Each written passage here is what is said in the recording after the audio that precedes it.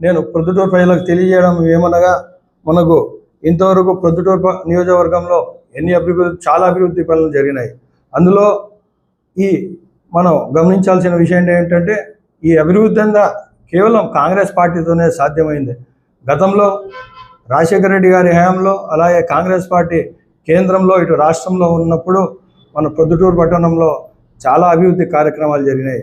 అవి government hospital కావచ్చు, 100 పడకల గవర్నమెంట్ హాస్పిటల్ కావచ్చు, వెటర్నరీ కాలేజ్ కావచ్చు, పాలిటెక్నిక్ కాలేజ్ హోదా కావచ్చు, అలాగే రింగ్ రోడ్డు కావచ్చు, నూతన R&B బిల్డింగ్ కావచ్చు, అలాగే నూతన మున్సిపల్ బిల్డింగ్ కావచ్చు, ఇలాగా అనేక అభివృద్ధి పనులు జరిగినాయి. కానీ కాంగ్రెస్ పార్టీ అధికారం కోల్పోయిన తర్వాత రాష్ట్రానికి, మరీ ముఖ్యంగా ప్రొద్దుటూరు నియోజకవర్గానికి ఎటువంటి అభివృద్ధి లేదు. గతంలో చూసుకున్నట్లయితే ఎవరికి వారు వాళ్ళకి ఇష్టం వచ్చినట్టు అభివృద్ధి చేసుకుంటూ పోవడం జరుగుతుంది. ఈరోజు ప్రధానంగా ప్రొద్దుటూరులో పారిశుద్ధ్య సమస్య ఉంది, దోమల సమస్య ఉంది, ట్రాఫిక్ సమస్య ఉంది, అలాగే అక్రమ నిర్మాణాల వల్ల రోడ్లు చిన్నవైపోయినాయి, కాలువలు చిన్నవైపోయినాయి. దీనివల్ల ట్రాఫిక్ సమస్య మరియు అలాగే పారిశుద్ధ్య సమస్య కూడా చాలా ఉంది. కానీ ఇప్పటి వరకు గత 10-15 ఏళ్లలో ఎటువంటి అభివృద్ధి లేకుండా కేవలం వాళ్ళ ఇష్టానుసారం ఈరోజు అభివృద్ధి చేయడం జరిగింది. ప్రొద్దుటూరులో 100 కోట్లు ఖర్చు చేసినారు, కానీ ఫలితం శూన్యం. వర్షం పడితే శివాలయం సెంటర్ కానీ, గాంధీ రోడ్ కానీ నీటిమయం అవుతాయి. 3 అడుగులు 4 అడుగులు నీళ్ళు వస్తున్నాయి. ఈరోజు అభివృద్ధి ఏం చేశారు? R&B చట్ట ప్రకారంగా ఏదైనా రోడ్ డివైడర్స్ చేస్తే అది కనీసం ఒక 40-50 ఫీట్స్ ఎడల్పు ఉండాలి. కానీ ఈరోజు కేవలం 20-30 అడుగుల రోడ్లకు కూడా ఈరోజు డివైడర్లు వేసి ప్రజాధనం వృధా చేసి మరీ ఇబ్బందికరంగా తయారు చేసినారు. ఇది ఎలా ఉందంటే ఒక నరకానికి నకల్లా అయిపోయింది. ప్రొద్దుటూరు గాంధీ రోడ్డు కానీ, ఇలాగే శివాలయం సెంటర్లు కానీ అస్తవ్యస్తంగా ఉన్నాయి. మరీ ముఖ్యంగా ఈ సెంట్రల్ పార్కింగ్ కూడా ఇప్పటికే అనేక సార్లు మాట్లాడడం జరిగింది. సెంట్రల్ పార్కింగ్ కూడా, కానీ దీని మీద ఎటువంటి చర్యలు లేవు. ఎందుకంటే నాయకులకు ఉండాలి డ్రైవ్ చేయాలని, కానీ ఇంతవరకు ఆ నాయకులు పట్టలేదు. మనం చూస్తూనే ఉన్నాం. నాయకులు నిజంగా ప్రజా సమస్యల మీద వాళ్ళు పోరాడి ప్రజా సమస్యలు పరిష్కరించాలంటే ఇన్ని రోజులు ఎందుకు పెండింగ్లో ఉంటాయి? ఇప్పుడు మన ప్రొద్దుటూరులో 41 వార్డులు ఉన్నాయి.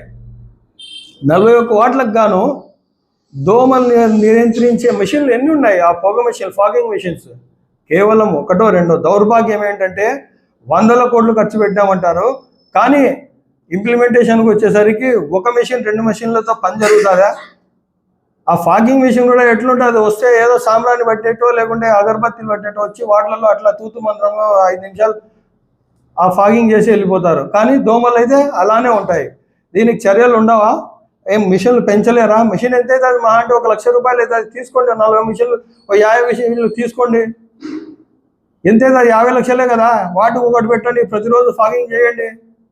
ప్రజలు ఈ రోగాల బారిన పడరు కదా. మీకు అభివృద్ధి చేయాలనే మీకు తపన లేదు, కేవలం అధికారంలో ఉండాలా, పెత్తనం చలాయించాలా.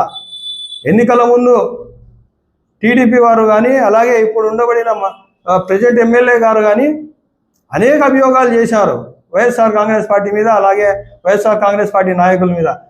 ప్రభుత్వంలో వచ్చిన 6 నెలల తర్వాత కూడా ఏ ఒక్క అభియోగం మీదైనా ఎంక్వైరీ వేశారా? ఏ ఒక్కటైనా వారు ప్రశ్నించినారా? లేదు.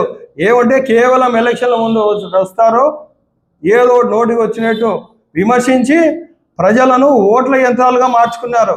నిజంగా మాజీ ఎమ్మెల్యే గారు నిజంగా అవినీతి చేసింటే ఎందుకు నిరూపించలేకపోతున్నారు ఈరోజు టీడీపీ వాళ్ళు? ఈరోజు ఇసుక మాఫియా జరగడం లేదా? ఈరోజు బ్లాక్లో బియ్యం అమ్మడం లేదా? ఈరోజు గుట్కా ఆడడం లేదా? మట్కా ఆడడం లేదా? ఏం జరగడం లేదు? బుకిల్ వాళ్ళ వ్యవహారాలు వాళ్ళు చేయట్లేదా? గ్యాంబ్లింగ్ జరగట్లేదా?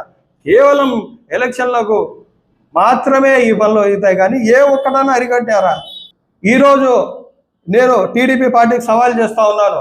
ప్రొద్దుటూరులో 40 వార్డుల్లో 41 వార్డుల్లో ఈరోజు అక్రమంగా బ్లాక్లో బియ్యం అమ్ముతూ ఉన్నారు. దీని మీద మీ సమాధానం ఏంటి? ప్రతి రేషన్ షాపు మీ పార్టీకి సంబంధించిన వ్యక్తులే తీసుకున్నారు. ఈరోజు మీరు ఆ డీలర్లందరినీ కూర్చోబెట్టి వీరు బ్లాక్లో బియ్యం అమ్మట్లేదని చెప్పి మీరు ప్రమాణం చేయించగలుగుతారని చెప్పి ఈ సందర్భంగా ప్రశ్నిస్తూ ఉన్నాను. ఇవన్నీ ప్రజలు గమనిస్తూ ఉన్నారు. రాబో రోజుల్లో కాంగ్రెస్ పార్టీనే ఈ రెండు పార్టీలకు ప్రత్యామ్నాయం చెప్పి నేను తెలియజేస్తాను. ఎందుకంటే వీళ్ళ ఫ్రెండ్షిప్ అనేది ఇక్కడ తెలిసిపోతా ఉంది ప్రజలకు.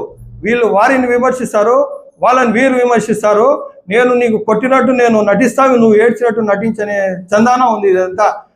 మన మాజీ ఎమ్మెల్యే గారు మనం చెప్పడం జరిగింది, అసెంబ్లీకి మేము పోవట్లేదు, మేము పోవాలంటే మాకు ఇది ప్రతిపక్ష హోదా కల్పిస్తే మేము వెళ్తాము మేము అంటున్నారు.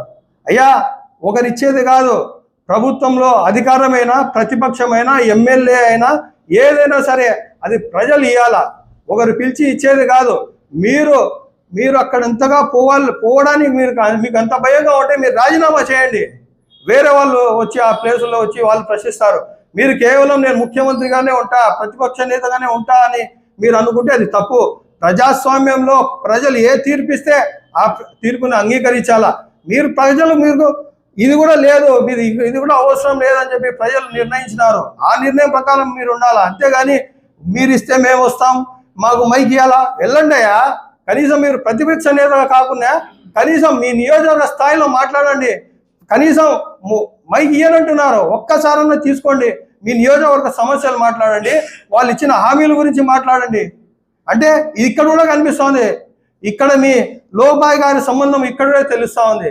రాజమౌళి శివప్రసాద్ రెడ్డి గారు ఏమంటారు, ఒక చట్టం తీసుకురావాలా, ఏదన్నా పార్టీ హామీలు ఇచ్చి ఆ హామీలు నెరవేర్చకుంటే ఆ ప్రభుత్వాన్ని రద్దు చేయాలా, ఇంకొకసారి ఎలక్షన్ కంటెస్ట్ చేయకుండా చేయాలనుకుంటారు. నేను ఈ సందర్భంగా మాజీ ఎమ్మెల్యే రాజమౌళి శివప్రసాద్ రెడ్డి గారికి నేను సవాల్ చేస్తా ఉన్నాను. ఇదే చట్టంలో ఇంకొక అంశాన్ని కూడా పొందుపరిచే మాట మీరు మాట్లాడగలుగుతారా?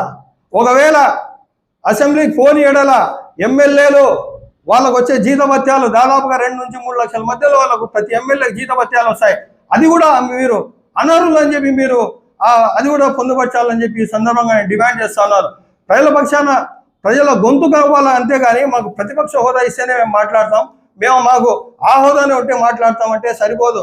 ప్రజల్లో, ప్రజాక్షేత్రంలో, ప్రజాస్వామ్యంలో కేవలం మనం ప్రజలు ఇచ్చిన తీర్పుతో మనం ప్రజల గొంతు కావాలా. అంతేగాని నాకు ఆ పదవి ఇస్తే మాట్లాడతా, నాకు ఆ హోదా ఇస్తే మాట్లాడతా అనేది ఎంతవరకు సబబు అని చెప్పి ఈ సందర్భంగా తెలియజేస్తా ఉన్నాను.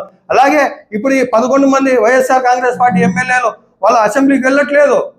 అలాంటప్పుడు వాళ్ళకు ప్రజా డబ్బు వీళ్ళకు ఆ జీతాలు తీసుకునే అర్హత కూడా లేదు. వైఎస్ షర్మిలారెడ్డి గారి ఆధ్వర్యంలో మేము ప్రతి నియోజకవర్గంలో ప్రతి సమస్య మీద మేము మా గొంతుగా వినిపిస్తాం. మాకు హోదాలతో, మాకు పదవులతో అవసరం లేదు. మేము ఖచ్చితంగా ప్రజల పక్షాన్ని నిలబడతాం, ప్రజల సమస్యల గురించి మేము మాట్లాడతాం, ఎంతవరకైనా వెళ్తాం, మేము భయపడేదే లేదు. ప్రజా సమస్యలు అది పరిష్కరించడానికే ఎల్లవేళలా ప్రొద్దుటూరు కాంగ్రెస్ పార్టీ ఉంటుందని చెప్పి ఈ సందర్భంగా తెలియజేస్తా ఉన్నాను.